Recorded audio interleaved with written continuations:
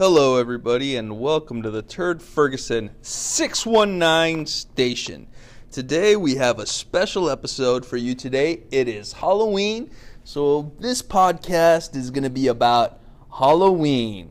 What should we begin with? Where do we start? So much to talk about Halloween. It's a really fun holiday. The candy, the costumes, scary movies on TV, the change in the weather, spooky.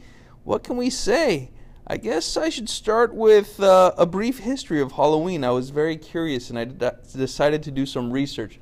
There's a lot of reading, a lot of theories as far as the origin of the holiday, a lot of things that you can go into. And I was just doing some quick web browsing. I was going through different sites, trying to get an idea. And pretty much what I got from all my research was that Halloween was the origin from multiple cultures. Each culture, I guess, had a problem of saying goodbye to a loved one. It hurts when somebody that you love passes on, moves on to the next world, passes away.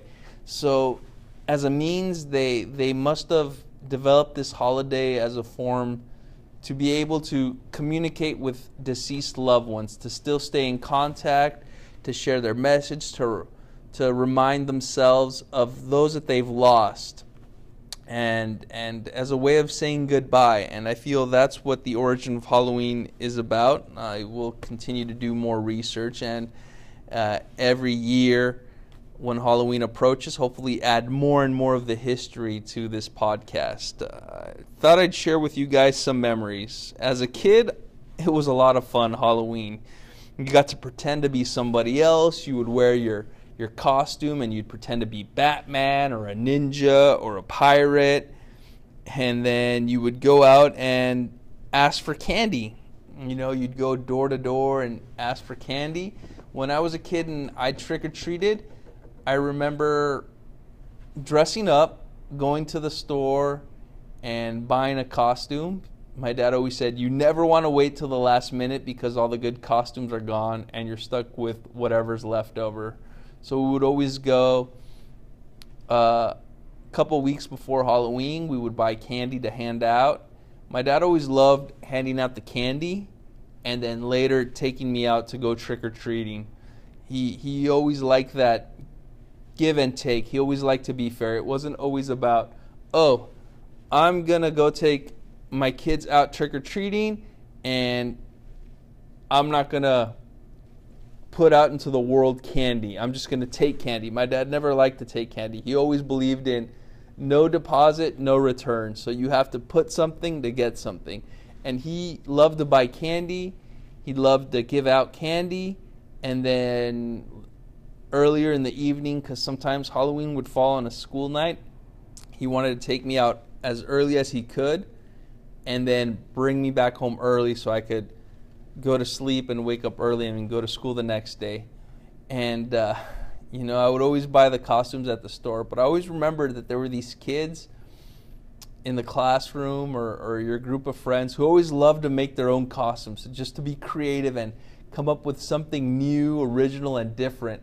And it's pretty funny because you have some people that are actually creative that can come up with a creative costume, but then you just have other people that just put a bunch of random stuff together and you're asking them, oh, what are you supposed to be as?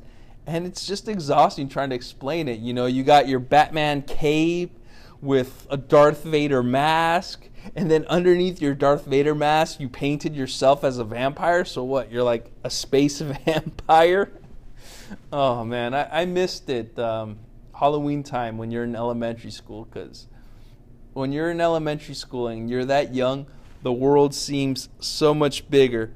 And then as you get older, the world gets smaller and smaller and smaller. And then there's less time for that sweet, innocent memories. As you get older, you either have to go to work, you're busy, you don't have time to buy a costume, or you dress up and you go to a Halloween party.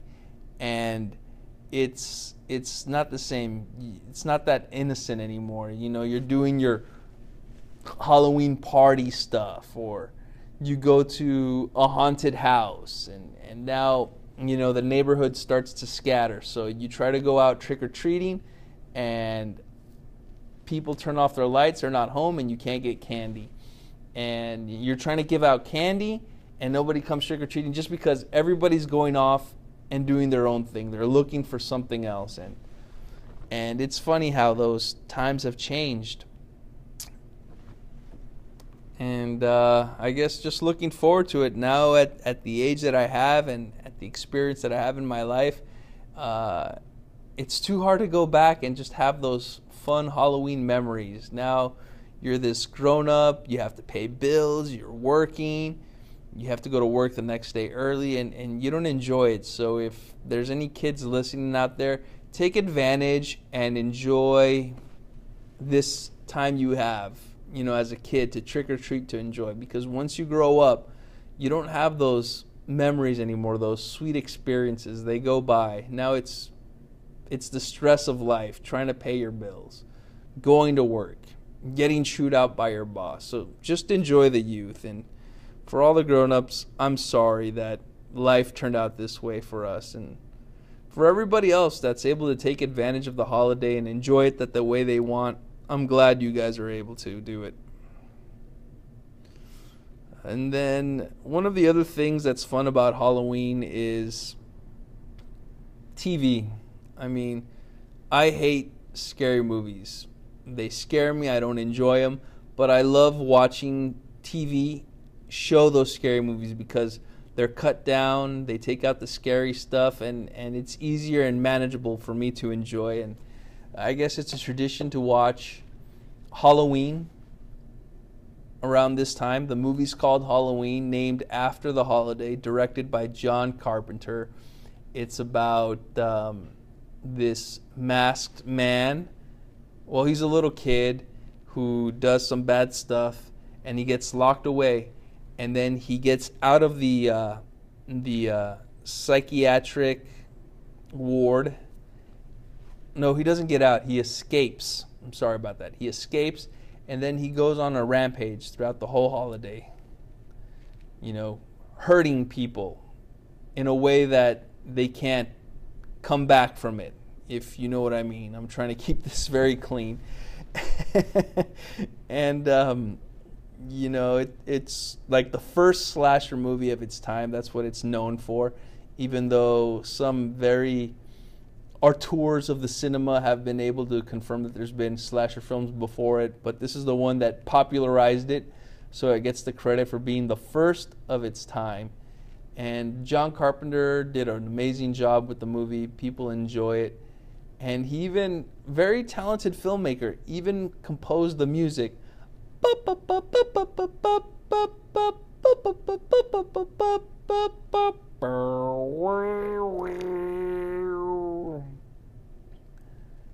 And that's fun, and it has a lot of stuff because the movie came out in the 70s, and as years move on, more information comes out about it, how the movie was made with pretty much little to no money, and they were able to do so much with it. Things that they can't make movies now. Movies that they do today, they need to spend so much money, and even though they spend hundreds of millions of dollars, the quality just isn't there. And in those days, in the 70s, they made movies, these passion projects with little to no money, and they made it look unbelievable, enjoyable. They put so much quality and effort to it, and it shows, and it's able to stand the test of time. I've been waiting for Halloween.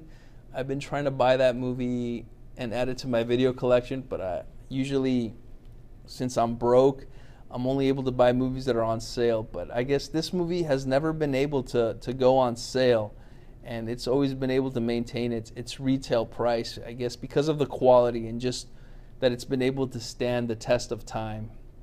And then another thing that I loved to do when I was a little kid and watching TV was The Simpsons Halloween special, which I didn't know until later as I got older and did research, that the Halloween specials were called Treehouse of Horrors. And the first Treehouse of Horror was the second season of The Simpsons show, and it aired on October 25th of 1990. That was a long, long time ago. and it was something different. Like you had the Simpsons show that followed the adventures of the family, and then the Halloween episodes was something separate from the show, something that was like a one-time thing. And this was very unique because it took that horror element and added a humorous tone to it. And this first Treehouse of Horror was composed of 3 short episodes. And the first episode was titled Bad Dream House. And this episode was a parody of Amityville Horror and Poltergeist.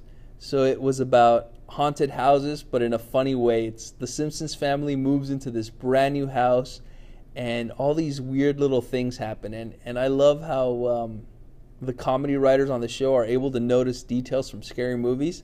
So even though it was a shortened episode, because it was one episode, but it was cut into 3 stories, and each story was shorter compared to what a traditional episode of The Simpsons was, and they were able to get all the details from a scary movie down in that little short segment, because they move in, and the horror, the scary stuff in any scary movie doesn't start right away. It starts to build up.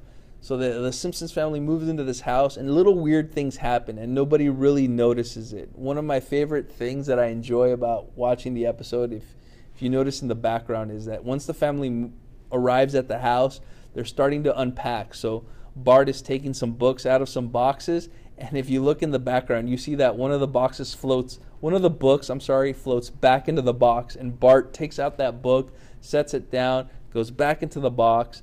The book levitates, floats back into the box, and Bart never notices that he's unpacking the same book over and over again.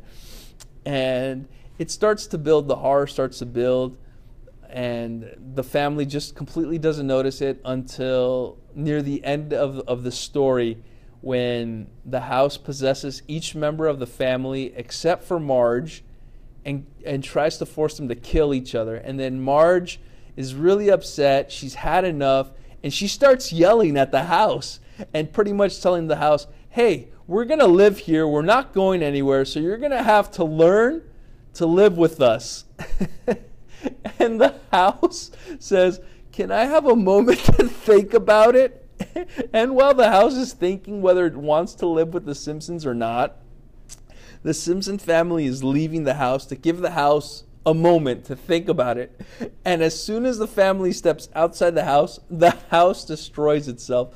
And then from there comes one of my favorite quotes, which was Lisa saying, the house decided to destroy itself rather than live with the Simpsons.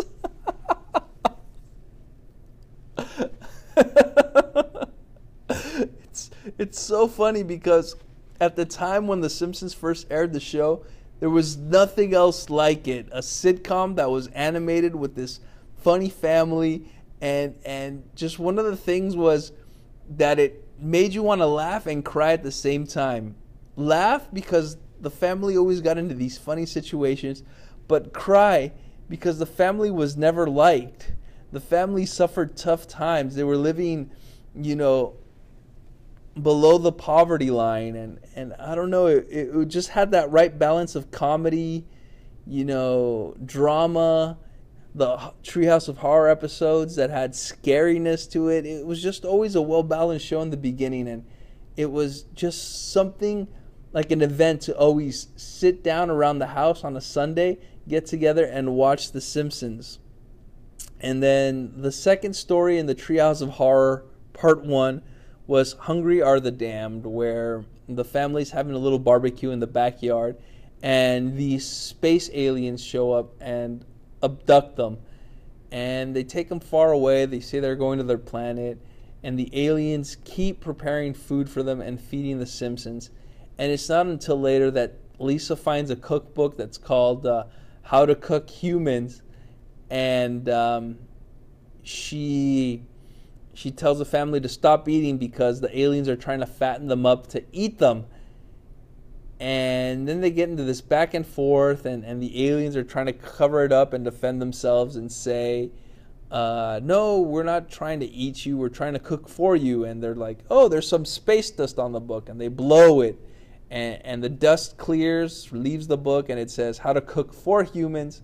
And it's funny, they go between this back and forth between Lisa and the aliens where they're blowing on the book. So it says how to cook for humans, how to cook humans, how to cook for 40 humans, how to cook 44 humans. It was very hilarious. And then at a certain point, the aliens decided to drop them off at home. And what I loved about this episode is you never knew if the aliens were really trying to eat the Simpsons or if they wanted to take them to a paradise and treat them like gods. You never know. It's a well-written episode, and it always leaves it up to the audience to interpret what happened. And then the last episode in the Treehouse of Horror was the episode called The Raven, which was adapted from the Edgar Allan Poe quote, The Raven, and it has that Simpsons spin on it where Bart is the Raven and Homer Simpson is the main character, and he's being taunted by the Raven, and it fit within the Simpsons episode because Bart is always taunting his dad, and they're always getting into these bickering and these arguments, and it's I don't know if they still do it today, but when I was going to high school and we studied literature, they always made us watch that Simpsons episode just to show us literature in mass media or in the popular media.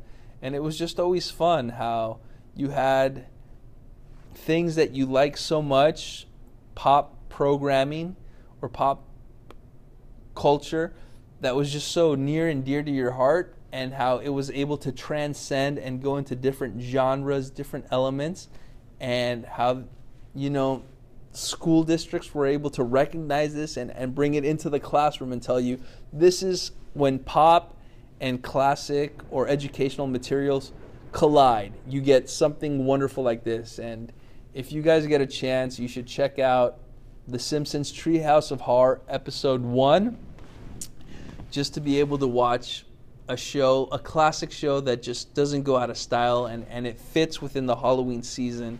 And it's on that FX channel, and FX channel built this app called Simpsons World, and you should check that out. Also, when you get a chance, watch Halloween. I know AMC, the channel that has Walking Dead, shows a couple of scary movies during the season, and they have this marathon with all the Halloween movies, and you should check that one out, Halloween, whether on TV, where it's been edited down and it's not as scary, or just buy it or rent the movie and watch it completely as the way the director intended it for you to watch it, and try to spook you and scare you. Those are some popular medias as far as the holiday season. That was a little bit about my memory, and I'm about the holiday season, and as well as a little bit of research I did on the origin. Thank you very much, everybody, for listening to this podcast. I hope you have a safe holiday and celebrate it the way that makes you happy and you enjoy it. And write down in the comments. I'm curious. I would like to read them. What are some of your happiest memories about Halloween? Or what is your favorite media to consume on Halloween? Is it a TV show? Is it a movie? Is it a song? Is there a scary story that you like? I'm curious, and I would like to know more about you, and let's share and grow this community together. Thank you very much, everybody. Happy Halloween, and till the next podcast.